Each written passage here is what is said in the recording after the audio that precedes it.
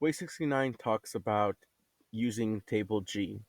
Specifically, table G represents the amount of a substance that can be dissolved at a specific temperature. The important thing to note here is that everything on the curve represents a saturated solution. That means that the substance is at equilibrium, meaning that the substance is dissolving at the same rate that it's crystallizing. So everything is in balance. If you try to add more substance at a specific temperature, we call that solution supersaturated. If the substance can still be added such that it will continue to dissolve, we call that unsaturated. So anything below the curve is unsaturated, meaning we can add more of the substance and more of it will dissolve until it reaches the saturation point. Beyond that, it becomes supersaturated and no more substance can be dissolved in solution, and it actually starts to precipitate out of the solution. So when it comes to table G, please remember that everything on the line is saturated, everything below is unsaturated, and everything above is supersaturated. The key here is that this graph represents the amount of substance that can be dissolved in a specific mass of water, 100 grams of water. So the important thing to note is if it's asking you for 200 grams of water, you would double the amount. If it's asking for 50 grams of water to produce a saturated solution, you would half the amount. So just be careful about the 100 grams of water when it's asking you specific questions on the Regents exam. So let's try some problems. At standard pressure, what is the temperature at which a saturated solution of ammonium chloride has a concentration of 60 grams of ammonium chloride per 100 grams of H2O? Now, in order to do this problem, you have to consult table G. Locate ammonium chloride curve and find the temperature at which 60 grams of ammonium chloride can be dissolved to produce a saturated solution.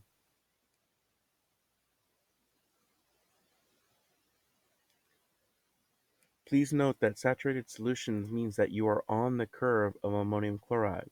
So when you find that 60 grams of ammonium chloride can be dissolved, that temperature at which that happens to produce a saturated solution is 66 degrees Celsius. So answer choice 1 is correct. Next problem.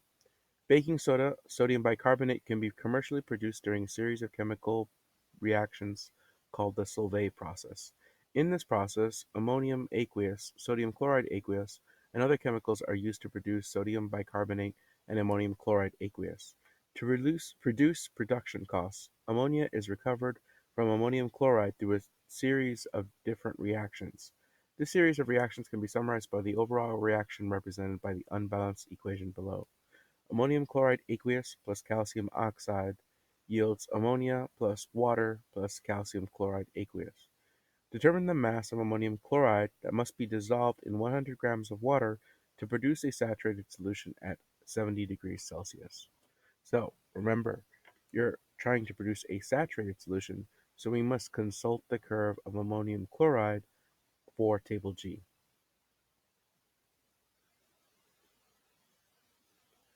Since we're looking up 100 grams of water, all we have to do is find the point that it's corresponding to in the problem.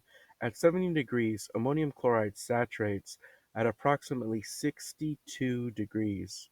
So that means we can safely add 62 grams of ammonium chloride in 100 grams of water, and at that point it'll be saturated. So slightly a little over 60 grams, maybe 61 to 63 would work. Be careful to note that the Regents gives a specific range at which they'll accept. So anything beyond 63 or anything below 61 is not acceptable. So you should be able to pinpoint the exact point that ammonium chloride saturates, and that's roughly 62. Next problem.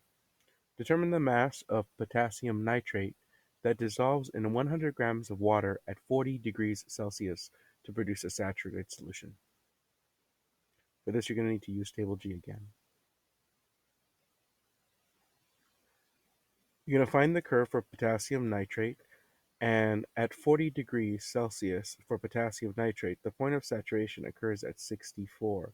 So The answer is 64 grams of potassium nitrate, at which point that is a point at which potassium nitrate will saturate at 40 degrees Celsius.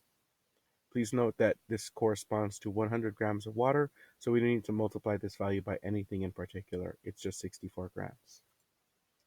What is the total mass of potassium nitrate that must be dissolved in 50 grams of water at 60 degrees Celsius to make a saturated solution?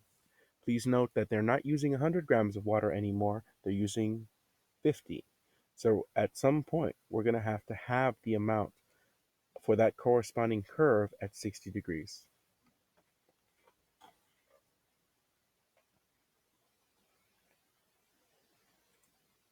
Okay, if you note that at 60 degrees, potassium nitrate curve saturates at 106. So that's how many grams of solute of potassium nitrate we can add in 100 grams of water to produce saturation. So how much can we add for 50? Well, it's simply half that. So 53 grams is the correct answer choice because we have to half this amount since this graph only corresponds to 100 grams of water, not 50 grams. Okay, so when it comes to table G, to find the point of saturation, it's on the curve. Anything below would be unsaturated. Anything above the curve would be supersaturated. So just be careful about noting which problems correspond to 100 grams of water versus 50 grams or 200 grams of water, at which point you might have to double or half the amount of solute that can be added to that that mass of water.